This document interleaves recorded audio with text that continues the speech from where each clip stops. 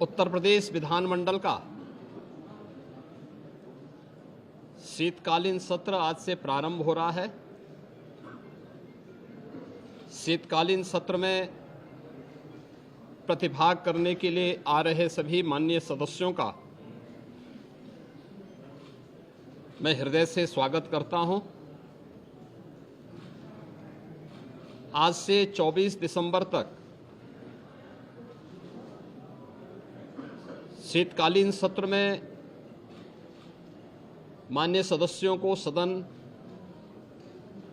में अपने मुद्दों को उठाने, उत्तर प्रदेश की जनता के हित में और उत्तर प्रदेश के विकास से जुड़े हुए तमाम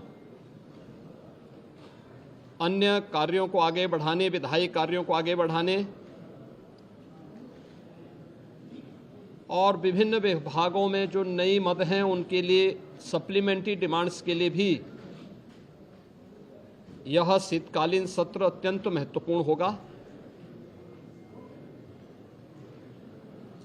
इस अवसर पर राष्ट्रगीत वंदे मातरम के 150 वर्ष पूर्ण होने के उपलक्ष्य में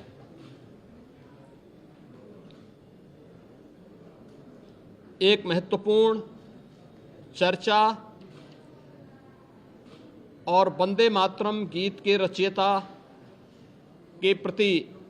कृतज्ञता ज्ञापित करने का भी एक अवसर उत्तर प्रदेश विधानमंडल के सामने होगा, क्योंकि उत्तर प्रदेश की स्थापना का दिवस और राष्ट्रगीत के रूप में वंदे मातरम को भारत के संविधान के अनुसार मान्यता प्राप्त होने का नोटिफिकेशन एक ही तिथि इस महत्वपूर्ण इवेंट के लिए है और उत्तर प्रदेश की विधान मंडल में इस पे चर्चा इसलिए अत्यंत महत्वपूर्ण होगी। कल सर्वदलीय बैठक में हम लोगों ने सभी दलीय नेताओं से इस बारे में अनुरोध किया है कि सरकार प्रत्येक मुद्दे पर चर्चा कराने के लिए तैयार है। सरकार विकास से जुड़े हुए मुद्दों पर एक सकारात्मक रुख है और सभी दलों का हमें विधानसभा सत्र को संचालित करने के लिए उनके सहयोग की भी अपेक्षा है। देश का सबसे बड़ा विधानमंडल सुचारू रूप से संचालित हो और ये अब तक लगातार एक सही दिशा में आगे बढ़ा है, क्योंकि लोकतंत्र से जुड़े हुए पवित्र स्थल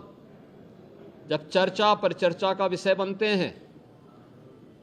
तो जन विश्वास पर जनप्रतिनिधि खरा उतरता है। हमारी इच्छा थी कि सत्र अधिक दिन चले, लेकिन माननीय जनप्रतिनिधिगण ज़्यादातर वर्तमान में मतदाता सूची की जो विशेष पुनरीक्षण की कार्रवाई चल रही है इस कार्यक्रमों में लगे हैं और यह लोकतंत्र की शुचिता, पारदर्शिता और प्रभावी होने के लिए अत्यंत महत्वपूर्ण भी है। तो विभिन्न जनप्रतिनिधियों ने इस संबंध में अनुरोध भी किया था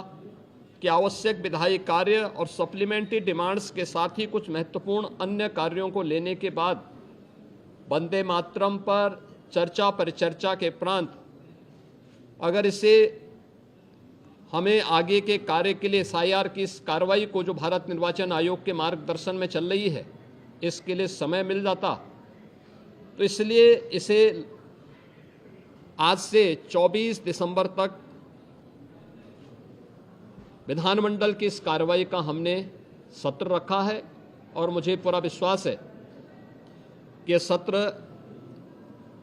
उत्तर प्रदेश विधानमंडल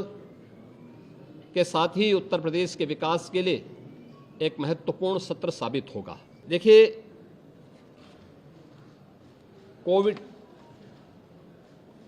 कोडीन फास्फेट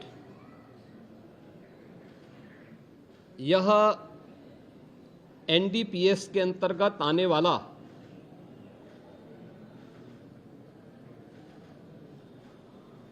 एक औषधि है जिसका निर्माण कोडीन युक्त कफ सिरप यानी गंभीर खांसी के लिए कफ सिरप बनाने के लिए उपयोग होता है, लेकिन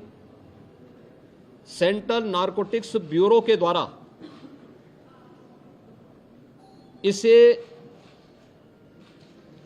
केवल उन्हीं औषधियों के निर्माण के लिए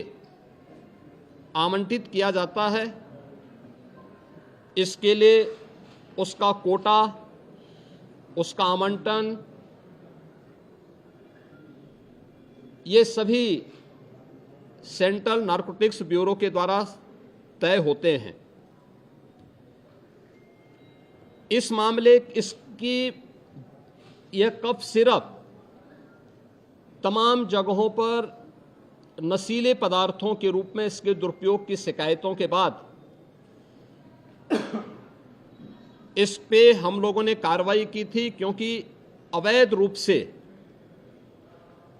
इसकी तस्करी की शिकायतें आई थीं और ये उत्तर प्रदेश पुलिस ने एनडीपीएस, जो उत्तर प्रदेश का एफएसडीए विभाग है, इसके नेतृत्व में हम लोगों ने उसको एनडीपीएस के दायरे में लिया, क्योंकि माननीय उच्चतम न्यायालय ने भी इसको इस रूप में माना है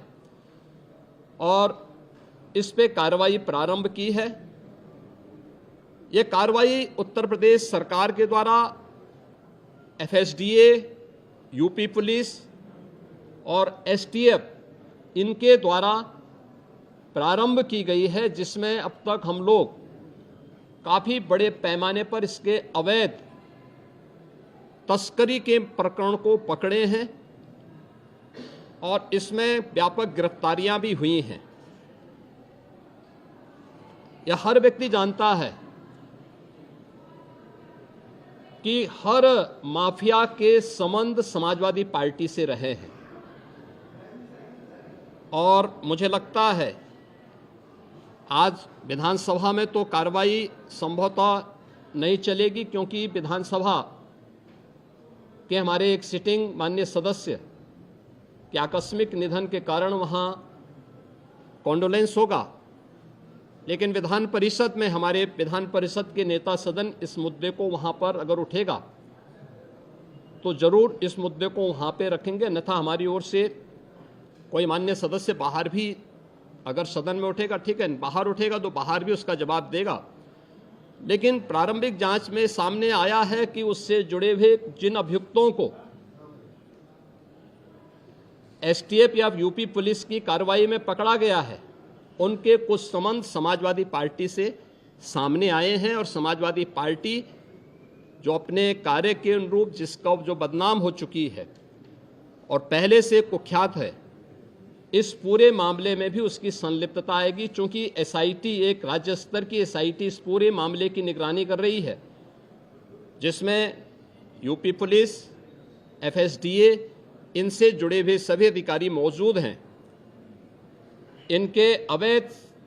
रूप से तस्करी के साथ साथ इससे जुड़े हुए अन्य जो महत्वपूर्ण पहलू होंगे, किन किन लोगों के पास ये धन गया है, ये बातें भी सबके सामने आएंगी